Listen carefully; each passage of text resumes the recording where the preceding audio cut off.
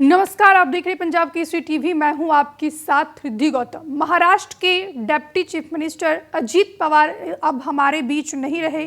66 साल की उम्र में उन्होंने दुनिया को अलविदा कह दिया।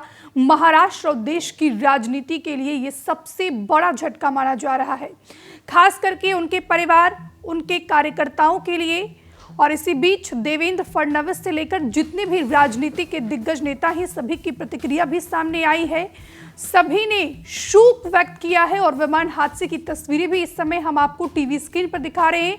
प्रधानमंत्री नरेंद्र मोदी ने ट्वीट कर लिखा कि अजीत पवार के निधन से गहरा सदमा लगा है। विमान में सवार सभी 5 लोगों की दुखद मौत हो गई है और उसी विमान में डिप्टी सीएम अजीत पवार भी शामिल थे। महाराष्ट्र की राजनीति के दिग्गज नेता माने जाते हैं अजीत पवार शरद पवार की भतीजे हैं।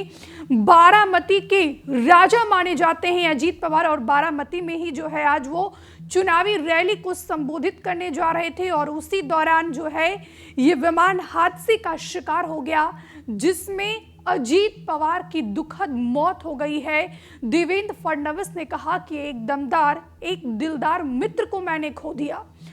2023 में 2024 लोकसभा चुनाव में बहन सुप्रिया सुले के खिलाफ उन्होंने अपनी पत्नी को चुनावी मैदान में उतारा। अजीत पवार का राजनीतिक करियर कैसा रहा, राजनीति में उनकी कितनी प्रतिष्ठा थी, वो भी इस समय हम आपको ग्राफिक्स के जरिए समझाने की कोशिश कर रहे हैं। लेकिन यहाँ पर बात की जाए तो महाराष्ट्र के डिप्टी सीएम अजीत पवार का निधन हो गया है। 66 साल की उम्र में उन्होंने देश और दुनिया को अलविदा कह दिया। सुबह 8:45 पर बारामती एयरपोर्ट पर लैंडिंग के दौरान उनका चार्टर्ड प्लेन क्रैश हो गया। हादसे में अजीत पवार के सुरक्षाकर्मी, 2 पायलट और 1 महिला क्रू मेंबर समेत 5 लोगों की मौत हो गई। आपको बताते चले कि अजीत पवार महाराष्ट्र पंचायत चुनाव के लिए जनसभा को संबोधित करने के लिए बारामती जा रहे थे।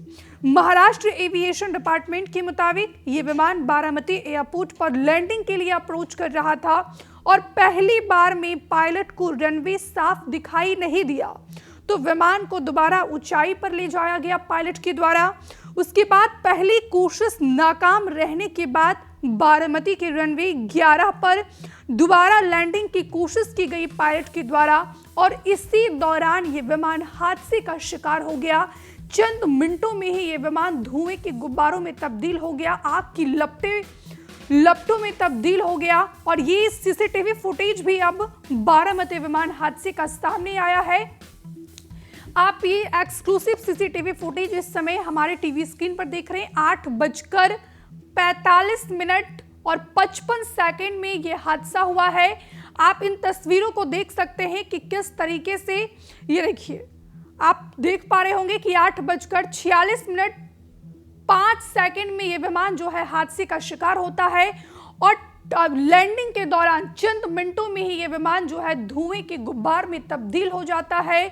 फिलहाल ये एक्सक्लूसिव सीसीटीवी फुटेज को आप देखकर अंदाजा लगा सकते हैं कि ये विमान हादसा कितना भयावह रहा होगा। जब ये विमान हादसे का शिकार होता है तो वो मंजर कितना भयावह रहा होगा। ये देखिए, सीसीटीवी फुटेज को आप देखिए और अंदाजा लगाइए कि किस तरीके से ये विमान जो है टेक ऑफ लैंडिंग के दौरान ये हादसे का शिकार होता है। लेकिन यहाँ पर बात की जाए तो पहली कोशिश नाकाम रहने के बाद बारामती के रनवे 11 पर दोबारा लैंडिंग की कोशिश की गई और इसी दौरान जो विमान है रनवे से फिसलकर क्रैश हो गया। ये विमान कैसे क्रैश हुआ है, कितने बजे क्रैश हुआ है, किस परिस्थिति में ये विमान क्रैश हुआ है, विमान हादसे का ये एक्सक्लूसिव सीसीटीवी फुटेज इस समय हम आपको टीवी स्क्रीन पर दिखा रहे हैं। और इस हादसे को लेकर अब कई सारे सवाल भी खड़े हो रहे। महाराष्ट्र के डिप्टी सीएम एकनाथ शिंदे ने खुद कहा है कि इस हादसे की जांच होनी चाहिए, तो दूसरी तरफ ममता बनर्जी जो पश्चिम बंगाल के मुख्यमंत्री हैं, उन्होंने भी इस विमान हादसे पर सवाल खड़े किए हैं।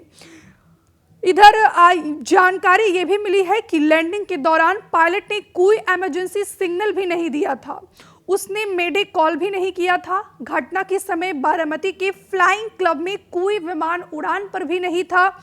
हादसे के समय अजीत पवार की चाचा शरद पवार मुंबई और सुप्रिया सुले दिल्ली में थे।